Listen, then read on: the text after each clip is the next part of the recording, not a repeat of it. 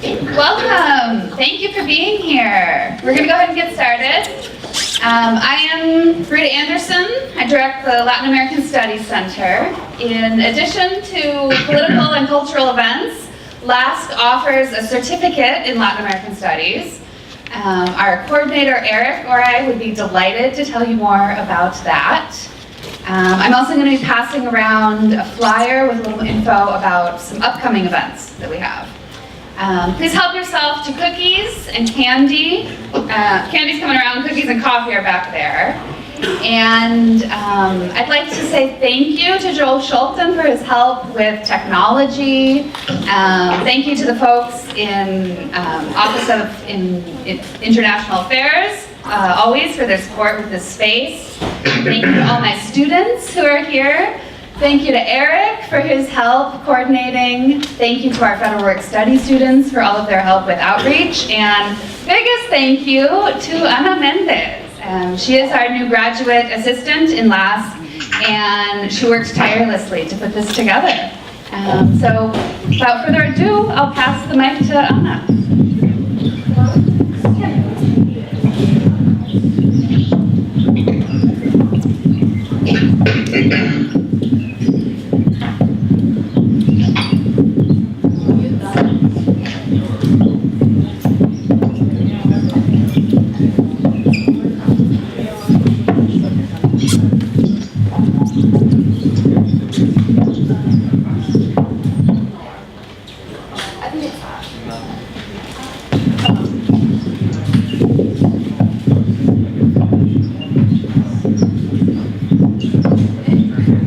Hello. Hi. We're hearing a lot of background noise. Can't hear you guys anymore. Yeah. Okay, now we're back. We're good. Great. Yeah. We're good. Oh, cool. Ana. Yes. Good afternoon. Good afternoon. My name is Ana Mendez, and I would like to welcome you to the first event of Lasc for this year, Vote, Voice and Future, Brazil 2018 election. I'd like to introduce you to some data about Brazil. Brazil has a mandatory presidential election every 4 years. According to the Superior Electoral Court, Brazil has 35 political parties, which can make different alliances among them in different electoral campaigns. This year, these alliances resulted in 13 candidates. On October 7, 2018, people will go to electoral stations and where they will vote electronically. If one candidate has more than 51% of the votes, he or she is elected president automatically. If not, there is a second round and final round where the two most voted candidates will compete. This year we have a very unusual election after the impeachment of our last president, Dilma Rousseff. This campaign arises among economic crisis, political scandals, elected politicians, the lava-jato. You okay? You need the... Can you all mute your microphones while you're not speaking? We have a lot of background noise from you. Thank you. Okay, thank you. And we had also lava-jato investigation, which involved investigation on lots of politicians, and it is translated for Operation Car Wash. So these events polarized the elections and brought uncertainty about the future. So having in mind these complex events, we have so many questions going on. For example, how is this election going to affect Brazil? Is this campaign part of a larger context of polarization? How is Brazil going to relate with other countries of Latin America? How is this election inserted in a larger process of crisis, especially on the South America? In reflecting about these questions, motivated us to have this event today.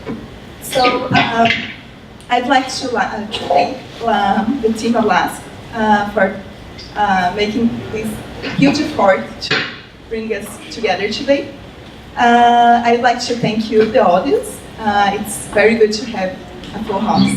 And I have a special thank for our invited speakers who accepted to discuss these questions with us. So let's get started. I'd like to introduce you to Fernando Gutz, the man in the middle. Fernando is the first to speak, and he is the political scientist holding a PhD in political sociology from the Federal University of Paraná and Brazilian politics from the University of Oxford. He specializes in meta studies on Brazilian political sciences and develops educational programs to improve Brazilian democracy in the Federation of Industries of the state of Paraná in Brazil. Hello. Hello. Hello, Anna. That's me. Thank you for the introduction. I'm going to introduce the others, so I won't bother you again. No, okay, perfectly fine. First of all, I thank Fernando? for you all for the opportunity to be here with us. Fernando, Yeah, Can I listen to me. can I introduce the others first, so I won't bother you again? Of course. Sorry. Thank you. So Caue Kruger holds a PhD in anthropology and sociology from the Federal University of Rio de Janeiro. Professor Kruger received his bachelor degree from the Federal University of Paraná and his master's degree from the University of Campinas. Since 2011, he coordinates a Lato Sensu graduate course in anthropology and teaches at the Catholic University of Paraná.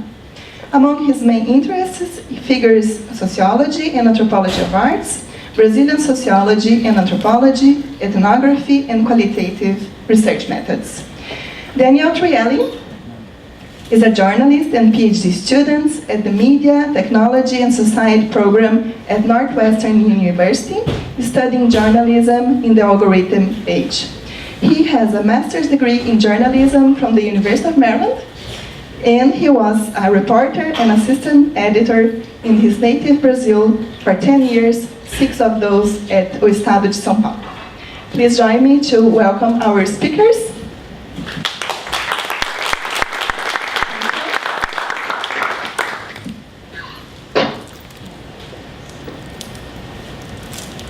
Now, Fernando. Should we move to the... Now, finally my turn. It's the kind of anxiety of presenting to you, but first of all, I'd like to thank Anna and the Latin American Studies Center for the opportunity to speak with you as students and teachers of the University of Maryland. It's an honor to talk to all of you. And I prepared a PDF, a presentation for you to follow the topics. I guess Anna can show them to you, perhaps. Yes, it's here. I'm looking at it. It's gonna make the presentation a little better. It's on, Fernando, so you can start talking and let me know when you would like me to change the slides. Okay, so we go to slide 2, where we have the Brazilian flag with the vote. And first of all, people used to call, especially in Brazil, people used to say that Brazil is not for the amateur, right? We hear in Brazil, we hear that a lot, you know, there's a lot of reasons for that, even for cooking to politics. But first of all, I just would like to give you an example of why we're not for the amateur. The original front runner to win the 2018 elections was actually Luiz Inácio da Silva, the Lula, right? Luiz Inácio Lula da Silva, which in turn he had a very successful rule in his 2 terms in power between 2003 and 2010, right? But Lula was arrested last April due to corruption charges that the Workers' Party, the PT, the Partido dos Trabalhadores, and the left, and around 30% of Brazilians consider prosecution like based on dubious evidence and politically driven. So Apart from that, even arrested, he had 36% of voters' preference, and he kept that even arrested, right? On the other side, the president's front runner in second place, before Lula, right now he's in first place, is Jair Bolsonaro. He's an ultra-conservative, and he suffered a knife attack 3 weeks ago, and right now he's still recovering, right? Besides that, even in hospital, he had around 28% of the preference. So we were in the first country, probably in the history, that our first place was arrested and the second place was in a hospital due to political reasons, right?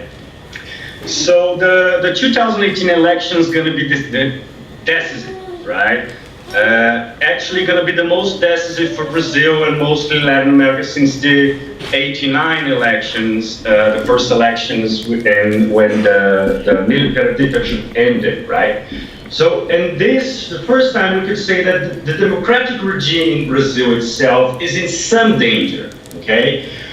And what is our challenge? Our challenge in all of that is to, without resorting to any kind of authoritarian solutions, to stanch the bleeding and to improve Brazilian democracy. Cool.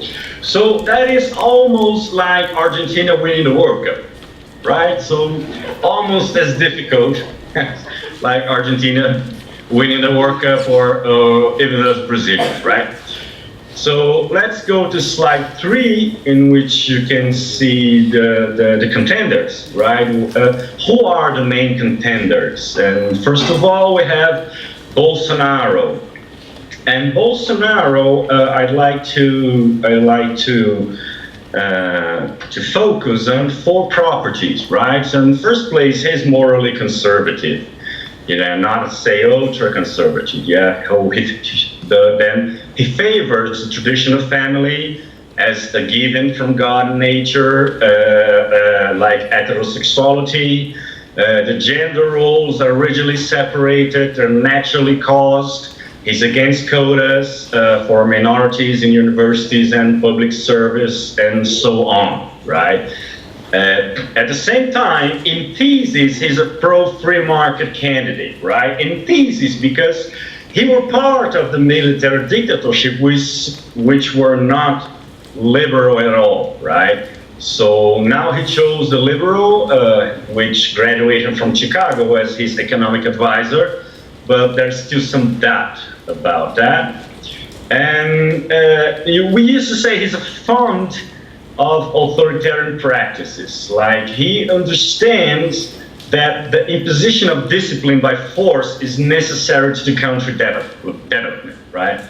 And also he focused on domestic security when it's the main reason why he's the front runner right now, right? The violent crime in Brazil skyrocketed since the 90s. People feel threatened, and he, like the big tough guy, you know, like Trump, he represents safety, right? And in the next slide, we have the Workers' Party candidate, the Fernando Haddad, right? So Fernando Haddad, he's the Lula's chosen one, right? He was personally chosen by the ex-president, and he was designated on September 12th. After Lula's candidacy was rejected by the Supreme Court, right? The Supreme Election Tribunal, right? And in general, he's more supportive of progressive reforms, like same-gender marriage. He's receptive to quotas. He has more like a statist, state-oriented development. Also, he supports public investment in strategic areas to raise the GDP, so on.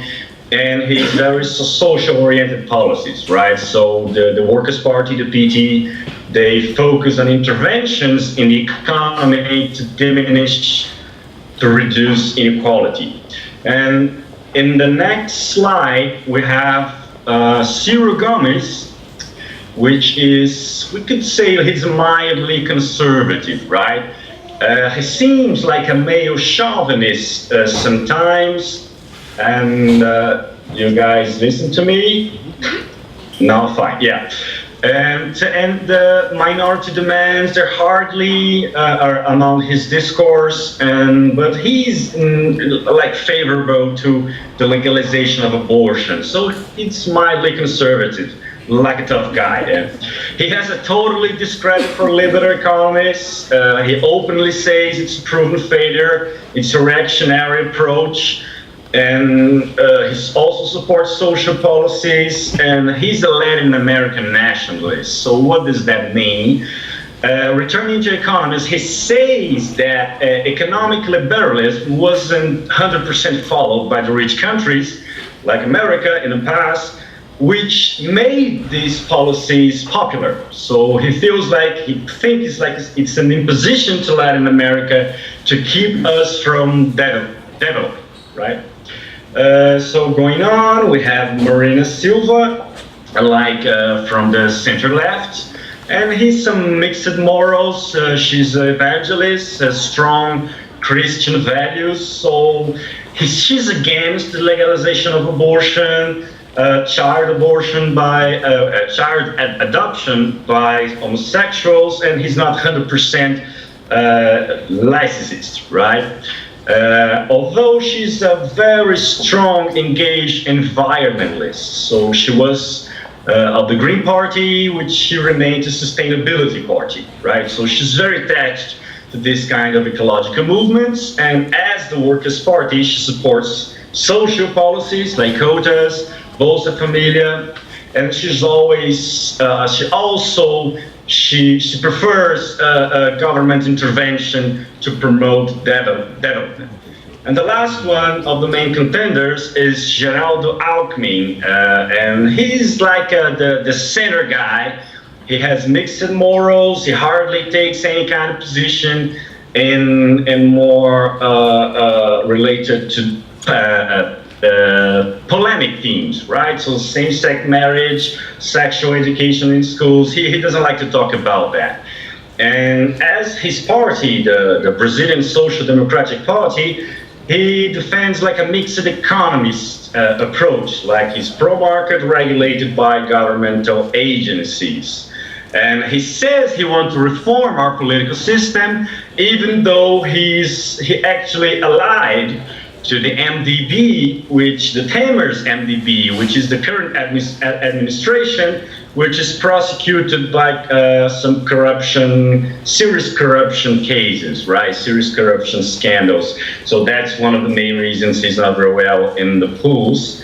So we go to the next slide, and in this slide, the polls, you can see the voters' intentions from yesterday, right? So September 26th, and you see there. I want you to look at the red line, which is Haddad, right? So until September 11, actually the Workers' Party candidate was Lula, right?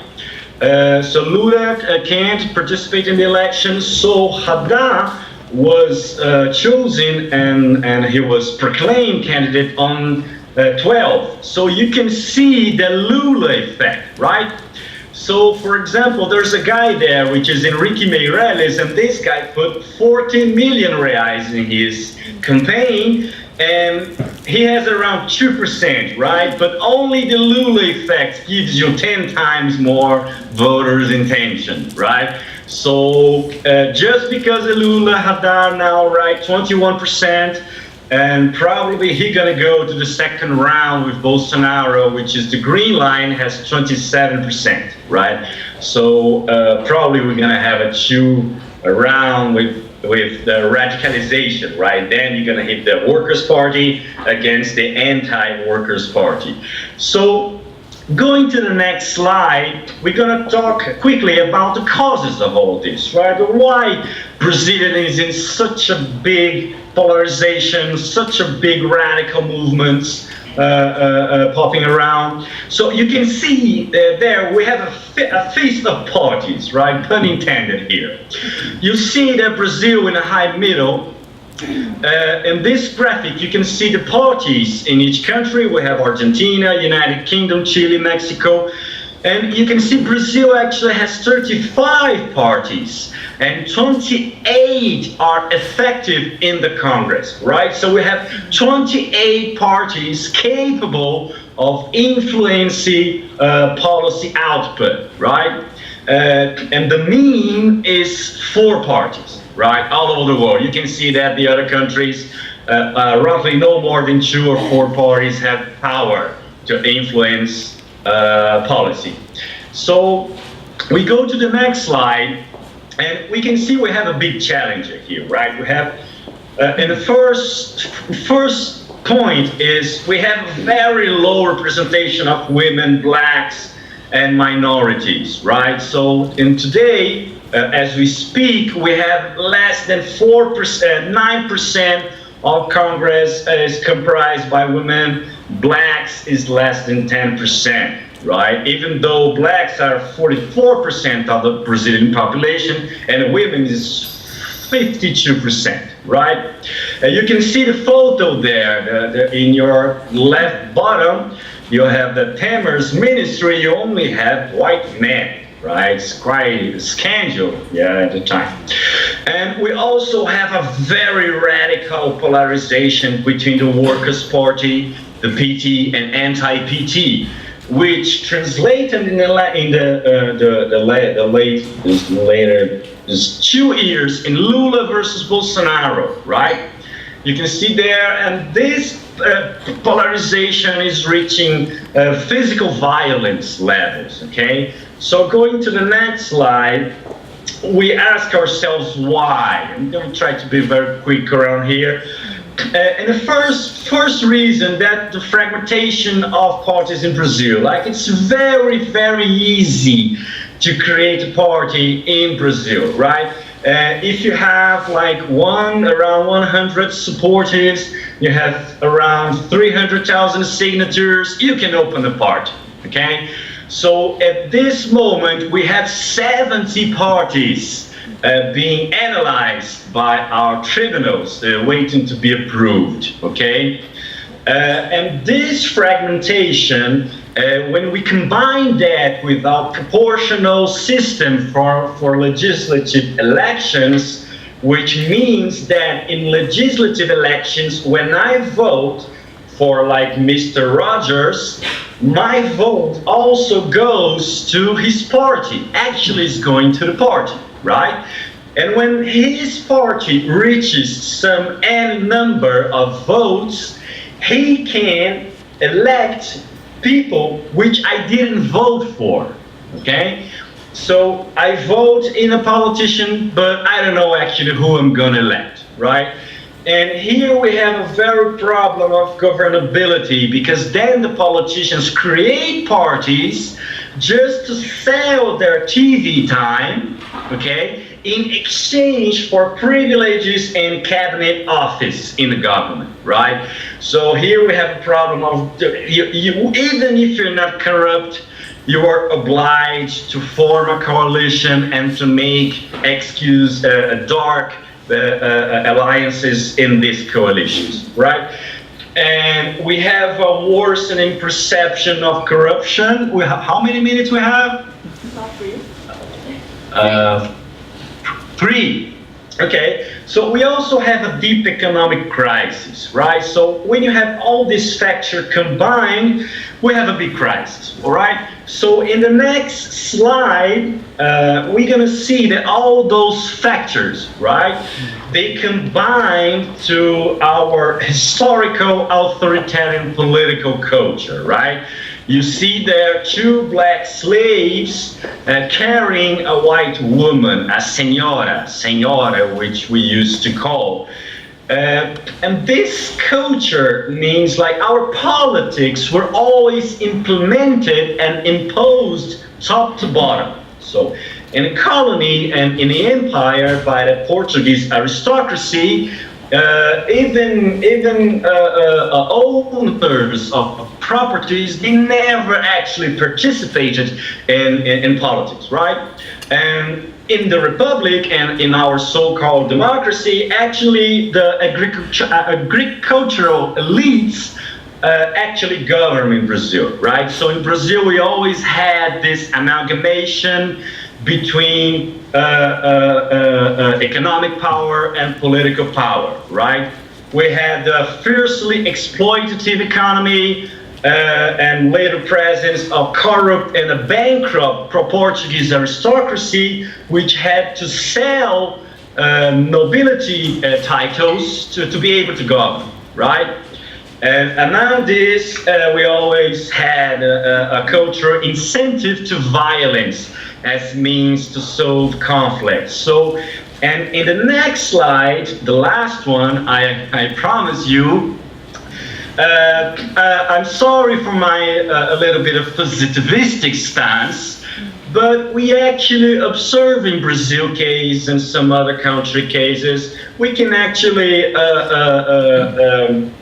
present a rule, okay? And so, if a given population have a strong collective feeling of a big gap between what it is wished, what they wish, and what they think is achievable, the higher the chances of a democratic break, right? And the main factors are economic crisis, a high perception of corruption, and authoritarian cultures, right? It's very simple. So when it's like a little kid, right? She's in front of a candy. If you teach her that this is good, but she can't have it, she doesn't have the possibility to have it, frustration gonna start to accumulate, and this in a collective group may lead to a break of regime. Okay, so that's all. We go to the last slide. Thank you for your time. I'm Fernando Gutz. If you want to contact me for any kind of questions, here my email and my WhatsApp number. So thank you very much for your time and attention.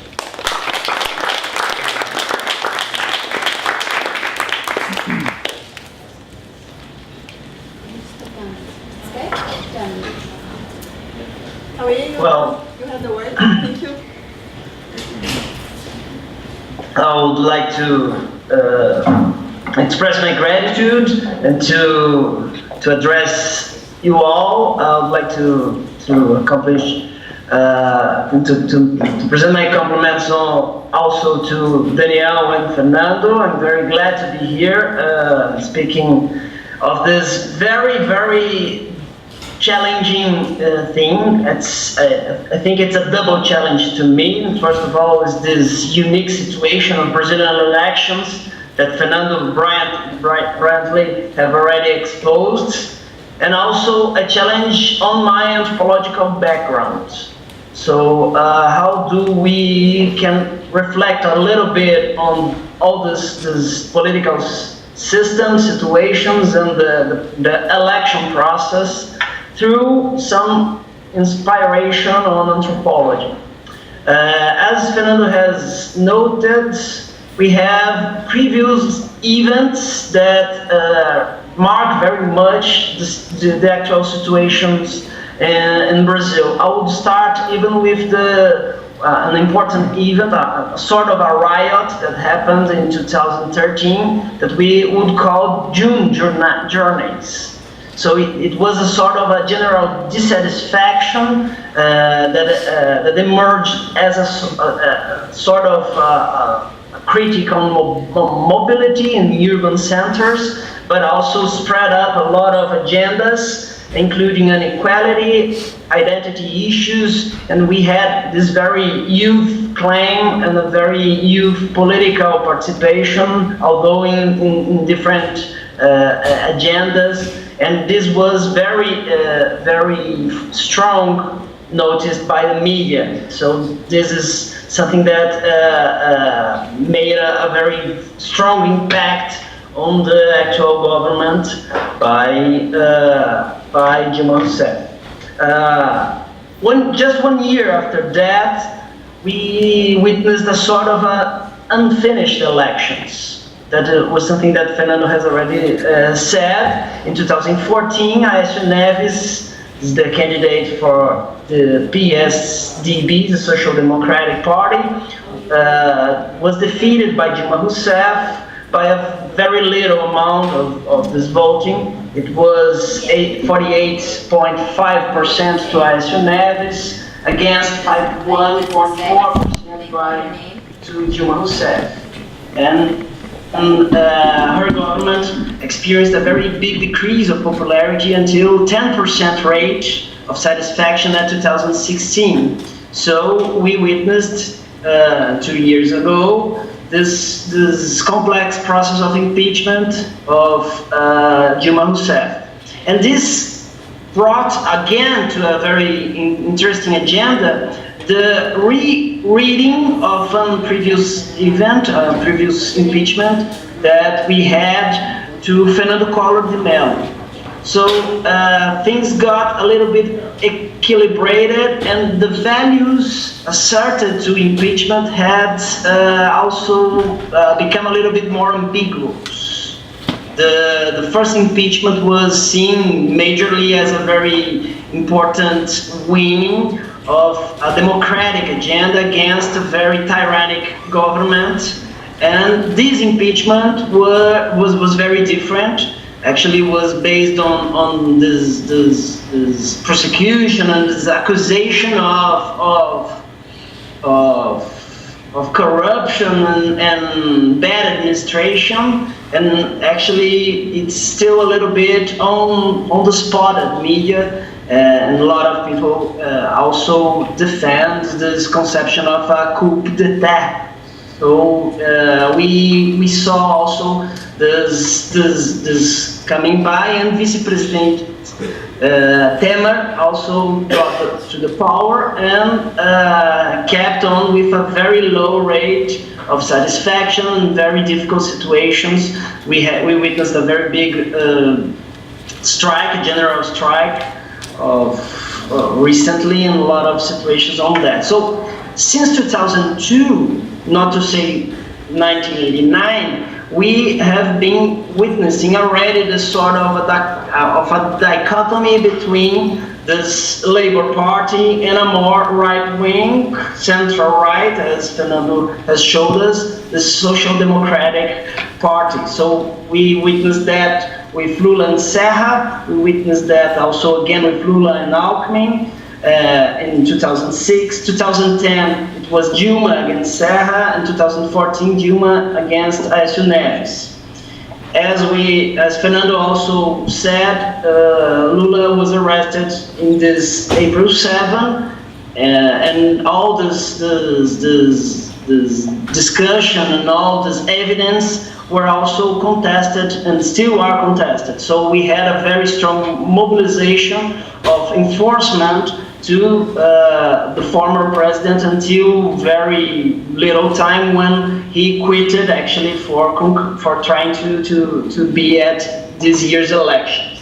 So all this made all this conjunction of events actually threatened very much the democracy and the legitimization of this.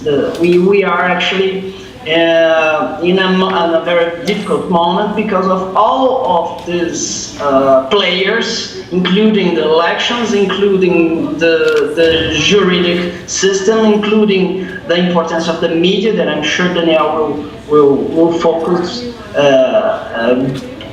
following.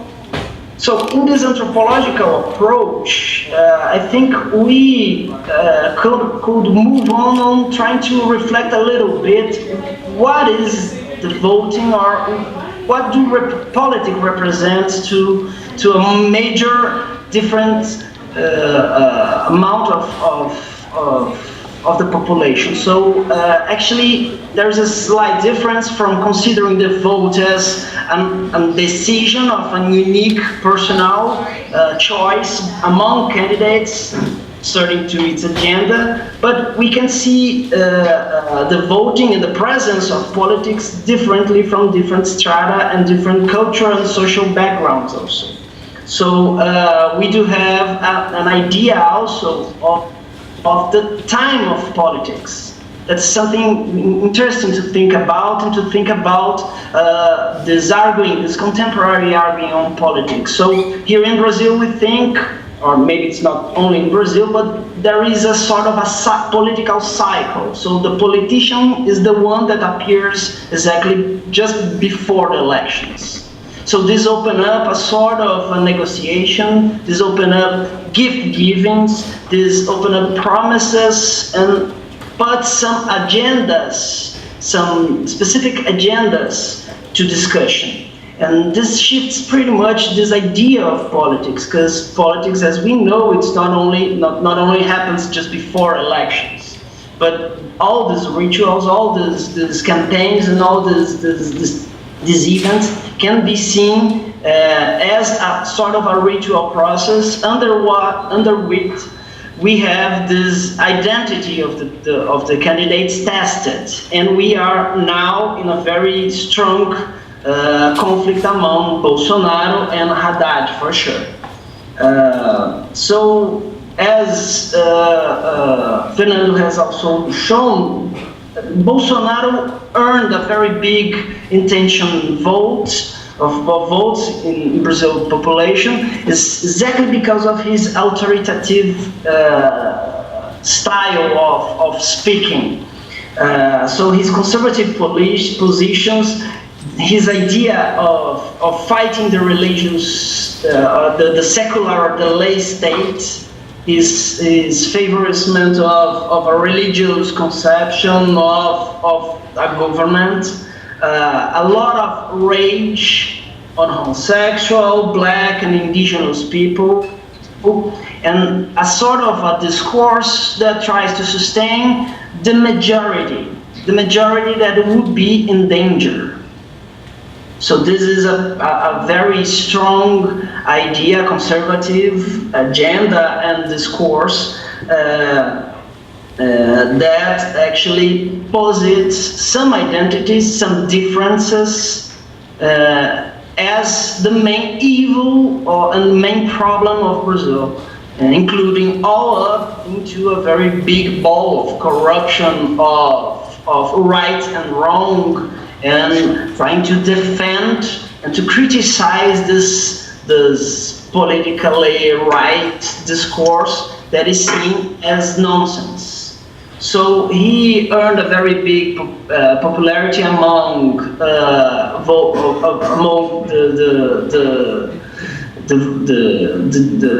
our citizens in South and Southeast. He is majorly seen as a present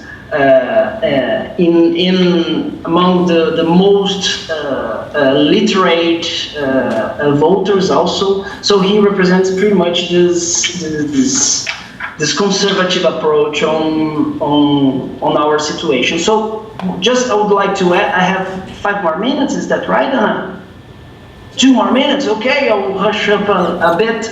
I would just like to consider that it's very interesting that Bolsonaro is taking the place of a very much more central-right discourse, the party, PSDB party, that has split it to these two candidates, as Fernando has shown. And actually, for me, we could reflect a little bit on this exactly by this idea of a hatred of democracy. That's a category from Jacques Rancière, and also this idea of fear of small numbers. This interesting book by Arjuna Padurai, this Indian anthropologist. So I think we are witnessing exactly this shift of values among this agenda, and there's a very strong conservative discourse that tries to present majority in risk and tries to connect this idea of majority in risk, this patriarchal authoritarian discourse, as the main problem concerning corruption, from corruption to economy and to liberty. But liberty of whom, right? So that's a little bit the situation, and we are working with a polarization that we will see very difficult times in the second round for sure, as all the census are showing us. Next movement would be actually very intricate and very polemical in Brazil. I cannot see. Let it wait to see. Thank you. I thought I have no more time, but anyway, if we could extend a little bit at the questions, I'm available. I'd like to thank for this opportunity again.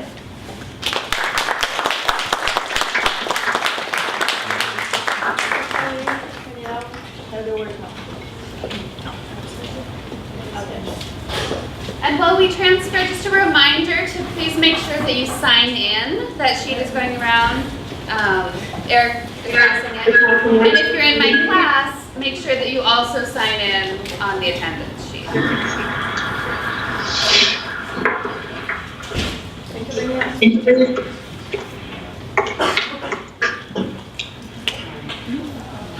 I forgot I was muted. Okay, thank you everyone. Thanks for having me. It's great to be back at Maryland, even though it's remotely. I had a great time over there from 2015 to 2017. I think we've been hearing a lot about Jair Bolsonaro today, and I think it's warranted because he's not only the front runner, but also because he is not an ordinary candidate in presidential elections since 1989. And I'm also going to talk about him a little bit because he's part of a scenario. The 2018 election in Brazil is very interesting from the point of view of the news media because it reinforces a lot of the trends and issues that are taking place in Brazil and actually in the world, in journalism in Brazil and the world in the past years. This whole dynamics of distrust in media, the political weaponization of that mistrust, and on a positive side, the way that journalism is trying to reinvent itself to face that distrust. All those issues are coming to a head in a way that never had this amount of drama before in presidential elections, I think, in Brazil since the democratization. But first, before I go into Bolsonaro and his campaign, it's important to remember that no politician likes the press. Like, the press is annoying. We're supposed to be the guys that, charge for better transparency, better accountability, and no politician in the world likes that. There has always been, and there will always be, tension between journalism and people in power, and that's particularly the case in Brazil, which has very solid and unmovable structures of power. And that tension between news and politicians is very well represented in the candidates, in all the candidates for president in Brazil this year. A couple of weeks ago, I think 2 or 3 weeks ago, Ciro Gomes shoved and cursed at a television reporter during a campaign event. There were questions whether or not he was a legitimate news reporter and whether or not the question that this reporter asked Ciro Gomes was fair. But even so, the fact that he that his reaction was to shove and curse and get this guy out of here, blah blah blah. And this was only like a blip in the campaign. It's very telling of the relationship that some politicians can have with the news media. Some of that tension can also be represented by actual political agenda and political plans. So two left-wing parties, both PT, Partido dos Trabalhadores, and PSOL, have in their official agendas, which amount to official campaign promises or government plans, the promise to put forth what they call social control of the media. Now, ostensibly, the goal of that is to prevent monopolies and prevent distortions in media ownership, and basically regulate the news industry so that there are like a plurality of voices. But we know that deep down, the motivation to that regulation comes from having to deal with unfriendly coverage. News media in Brazil is traditionally right-wing or center right-wing, the main news organizations at least, the biggest news organizations. So we know that there is a kind of an awkwardness between them and the left-leaning politicians. So there is that tension. Those tensions are structural and historical in Brazil. They're not going to go away. They have always been there. But in 2018, there's one candidate in particular, in my view, that takes that tension even further to a new level. And that's the frontrunner, Jair Bolsonaro. So Bolsonaro and his supporters not only treat the press as a nuisance, as something that, like a gnat that you have to like face, but they actually they see it as the enemy. And to be fair, Bolsonaro's government plan explicitly, like he doesn't put it in paper that he wants control over the media, like he explicitly rejects that.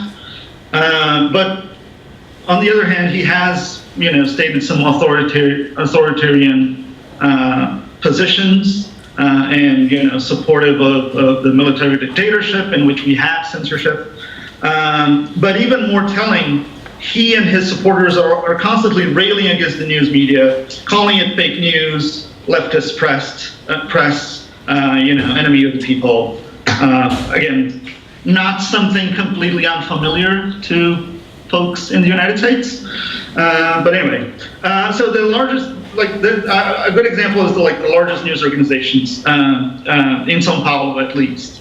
Folha de São Paulo and O Estado de São Paulo. I've worked at O Estado de São Paulo. These are big newspapers. They kind of dictate a lot of the agenda of what's going on. They're not left-leaning at all. They're, Folha has some left-leaning columnists, but that's because they sell themselves as pluralists. So they open up room for everyone. And they can't, Folha can be liberal and LGBTQ debates and abortion and stuff like that. But that's kind of about it. They were very supportive of the impeachment against Dilma Rousseff. They're very critical. They're very much criticized by the left by those positions. O Estadão, which is the newspaper that I worked at, is even more openly right-leaning. They're openly right-leaning in their editorial pages. They're one of the only newspapers in Brazil that actually openly declares support for a candidate, and they consistently, American newspapers do that consistently. In Brazil, we tend to not to do that because the newspapers try to fake, independence or whatever, ideological, we're so fair. But O Estadão is very clearly to the right of that spectrum. So they have no qualms in saying we support this candidate, and they have consistently supported candidates from PSDB, which is the center-right party, for a long time. So they're not left-leaning, they're right to center-right and some sprinklings of socially liberal politics. But because they are, serious, responsible news organizations, they print critical coverage of Bolsonaro, as they do for all candidates. Maybe a little bit less, for some candidates that they prefer, but the reporting is mostly critical about everyone. But because they criticize, they publish news that are critical of Bolsonaro, they are branded by his supporters as enemies of the people. And the leftist, globalist media, blah, blah, blah. So, and it's funny because they even have cute nicknames for the newspapers. So Folha de São Paulo is called Foice de São Paulo, which is translating it is the sickle of São Paulo, the sickle being a reference to the communist hammer and sickle symbol. And o Estadão, which is o Estado de São Paulo, which is even more right-leaning, they call it esquerdão, or big left, which if you were to tell that to any Brazilian like 10 years ago, they would find it absurd. In fact, even more clearly that skew of view is that the Economist magazine recently published an article that was very critical of Bolsonaro, and their supporters are now calling it the e-communist. So the Economist is a communist news outlet, apparently. So what do you do as a supporter of this candidate if you don't trust traditional news media? Well, you find the information that you want somewhere else. You start following hyper-partisan accounts on social media. You rely more on news that comes on through WhatsApp. WhatsApp is very big in Brazil. There are a bunch of groups that, are infested with fake news and propaganda. Those avenues of media are pipelines of disinformation campaigns. The actual fake news. Content that is produced and shared to keep people, reinforcing in people that belief system that there's like an institutional leftism in the world, that globalism is a bad thing, that the media elites control the people and are the enemy of the people and whatsoever. Again, not unfamiliar to the American audiences, I imagine. But what I want to say is that the same processes are happening in Brazil. The same breakdown in society and civil discourse, right? What's interesting, though, is how news media is trying to adapt to those new times. To fight disinformation, a lot of new projects that use like fact-checking and data journalism are popping up in Brazil. We're not a very, we were never a big market for innovation in news media because of market concentration and the challenges of opening a new news media outlet in Brazil. But the internet is enabling a lot of people either affiliated with the traditional news organizations or not, or like digitally native. A lot of these new initiatives are coming up. Fact checking, and they're also like being called leftist media elites, but it's part of the media struggle, I guess. But there's an even uglier side to this, which is in the most extreme instances that unfortunately are becoming more and more frequently, that aggression towards the press is turning into actual harassment. So every time a new negative news report come out against Bolsonaro, it's immediately followed by reports that the reporters that worked on that article are being targeted for, hacking, information leaks, death threats, and this is a problem that is affecting particularly women journalists, because then it all gets together with the institutionalized, sexism and misogyny that Brazil still struggles with. So we see those stories every day. So like recently, a reporter had her WhatsApp account basically deleted. She was doxxed, like her address, the phone number for her mother or grandmother was, shared, and she got death threats and stuff like that. And there's a reaction going on about that as well.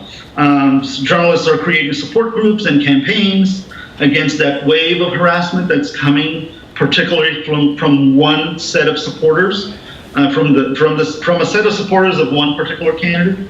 One of those groups is called Jornalistas contra o Assédio. They're a Facebook group that shares and receives these cases of harassment. I recommend you follow them on Facebook.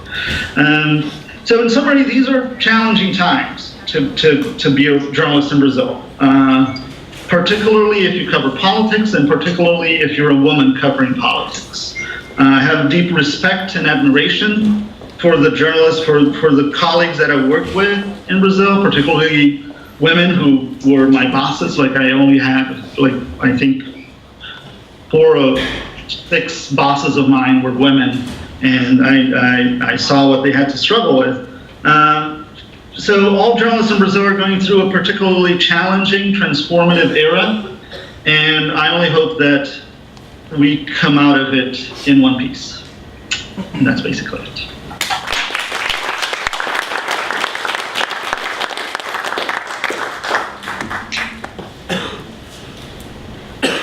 Thank you.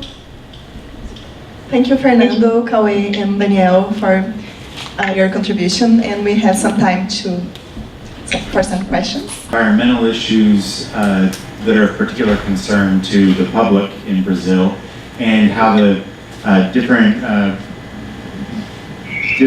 demographics kind of fall along the issues of environmentalism, sustainability, et cetera, et cetera.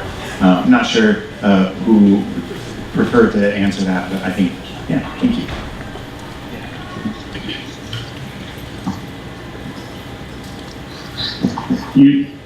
You want to take it away? You can choose. Who's going to answer? Maybe Fernando. Fernando, would you like to answer that? I can. It's not my specialty, but I can give probably some hope, some contribution.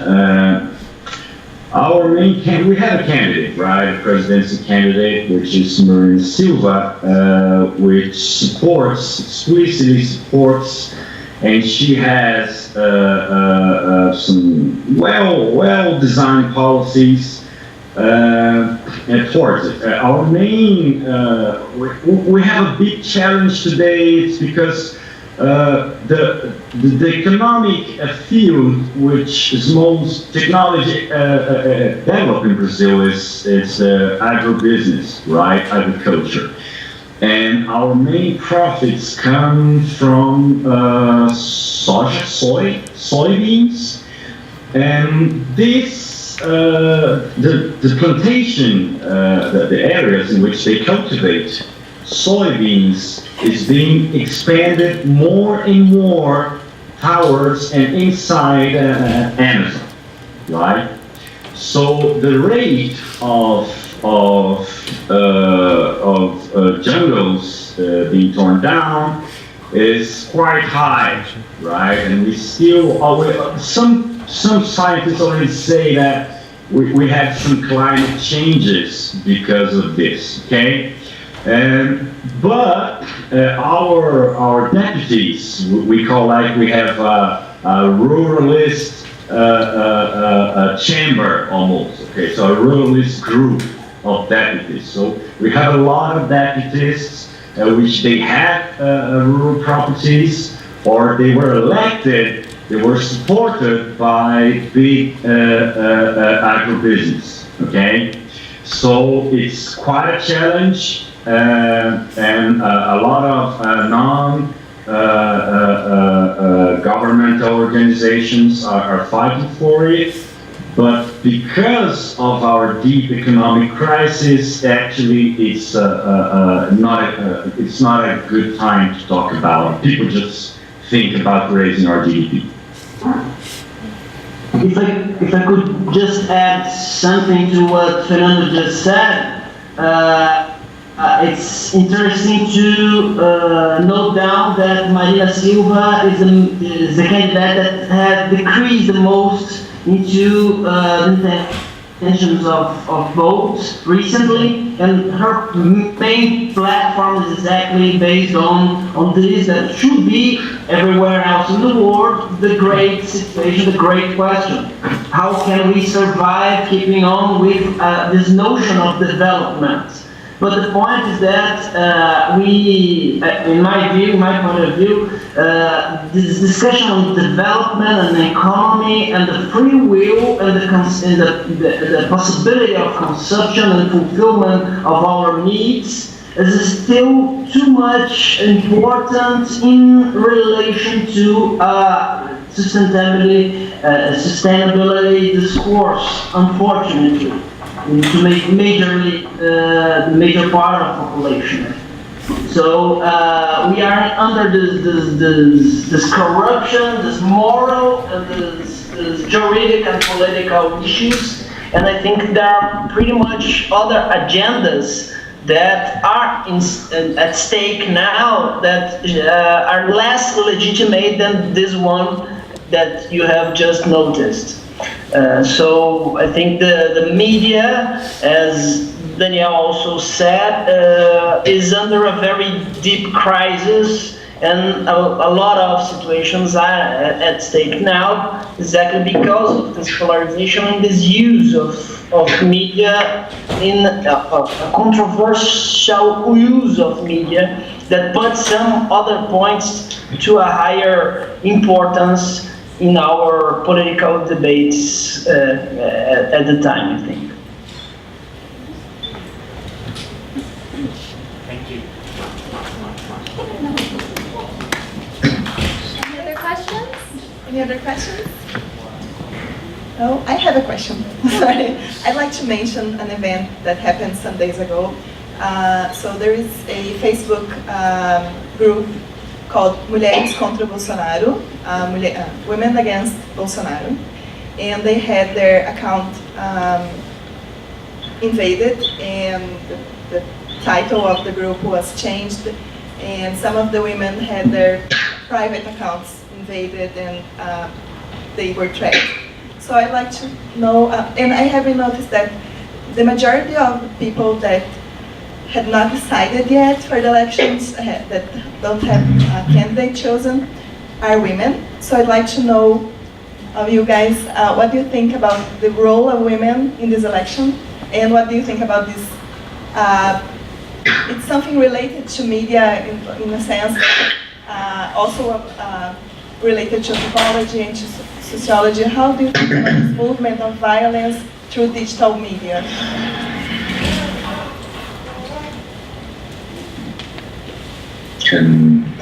Shall I start? Well, yeah, a lot of debate has been going on about the role of media in this election, particularly because Bolsonaro has been saying some things that I'm trying to be as objective and non-partisan as I can. He has certainly said things that are sexist. So a lot of it, the creation of this group, Women Against Bolsonaro, was very much a reaction to that. There is a narrative going on that the women are going to save Brazil through their vote. I personally feel that that narrative is a little bit unfair because it doesn't. The men have a lot of responsibility in this as well. We just can't just take for granted that the men are going to vote for Bolsonaro, or the men are going to vote for whatever, and the women should save us because, they have so much free time and no pressures in the world. They're supposed to save us. But even so, these cases of harassment and open sexism that some supporters of this candidacy have certainly been displaying are putting this discussion in the forefront. And that's awful that it has to come through this process, but at the same time, it's very good that we're having that conversation. In a way, is our reframing, as we reframe a lot of the American discussions, is our reframing of the Me Too movement in our own way. So I think it is a key moment for that as well.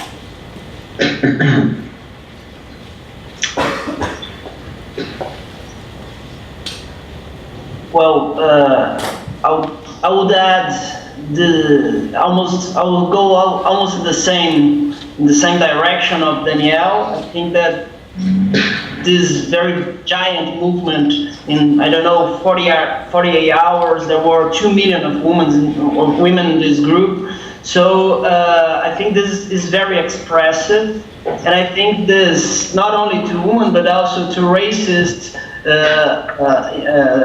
assertions that Bolsonaro have made during his campaign shows exactly this discussion that I think it's the most important point here, that is this idea of the risk of majority. So he actually addresses his thesis in this very conservative spot and shows something that we knew all the time, that it's this hierarchical and authoritarian style of ruling and state and politics in Brazil. So, but the point is that our prejudice had been kept in silent for a long time, for a long time. And for me, in my reading of the situation, Bolsonaro took the place of a pretty much more coherent position of Social Democratic Party that's the ideological perspective are also different from the left wings that have ruled Brazil so far. So he took some time this position of antagonism with the actual government, and also he used the strategy of criticizing partiality at media from the left-wing discourse. So I think he's able in this shifting and his reassessment or reframing of values and positions that we all have, and he shows exactly a part of what Brazilian population thinks of, unfortunately. But I think this emergence in public arena raises violence, but also make clear that we have still a lot of other situations to face and to fight against. And concerning the women, women today they are more than half of the voters in Brazil, right? So now for roughly 52% of voters are women, right? So for Bolsonaro, this is very strategical, and a very big advantage, because his rejection among women oscillates around 54%, right? So this is not a big problem in the first round, okay? But in the second round, particularly against Haddad, probably gonna be against Haddad, he gonna have to diminish, to reduce at least 4% of his rejection among women. That's why Bolsonaro now, if you watch his new commercials, he's like the Bolsonaro peace and love, right? He's actually trying to emulate, he's actually getting inspiration in the letter of Lula, the Carta aos Brasil, the letter to Brazil of Lula in 2002, in which he calmed down the conservatives that I'm not going to be as radical as you think I'm going to be, right? So for Bolsonaro, women's vote going to be decisive, okay? And another thing, I think the Bolsonaro phenomena in Brazil is not just a Brazilian phenomenon, right? It's not just a Brazilian case. We have a deep distrust and disseminate distrust in democratic institutions popping all over the world, okay? So we can mention Nicaragua, here in South America, Venezuela, Poland, Hungary, Turkey, and even America, right, in the United States. And we have authoritarian governments popping since the left and the right. We have populists, as they say. And this, the profound, deep distrust in America followed those factors which I'd like to outline, right? I'd like to outline, which if you have a deep democratic crisis, like democracy promises some kind of equality, right? So in the United States, you have the losers of the globalization, right? The rural agricultures from the interior, and if you have a distrust in Brazil, mainly because of corruption, right? Our taxes are incredibly high. Taxes here are close as France or Germany. 38% of our GDP is composed of taxes. And then people watch all those corruption. We see judges in Brazil earning around 20 million reais per year, okay? So proportionally, it's like a judge in America. You imagine a judge in America earning around $10 million, right? Those kind of things happen in Brazil, okay? So we have an elite. And so this starts, people like to think, yeah, why, if you have this situation, why don't trust in a strong guy, okay? So I think in a lot of places right now, maybe worse in Eastern Europe, we have a threat of breaking democratic regimes. I'm not telling about 1939, nothing like that, but if we don't give an answer, and if we don't make capitalism closer to democracy, we're going to have more problems, not just in Brazil. Do we have any final comments from anyone in our audience? Any final comments from our speakers to close? And just thank you for having us, particularly, with our accents and our remote conversations. I'd love to be there, but unfortunately I'm working, so. Yeah, thank you all. Thank you all.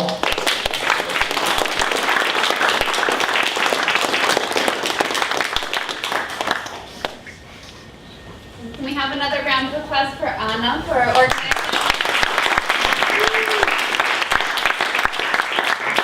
Thank you everybody for your presence here and your time. Thank you.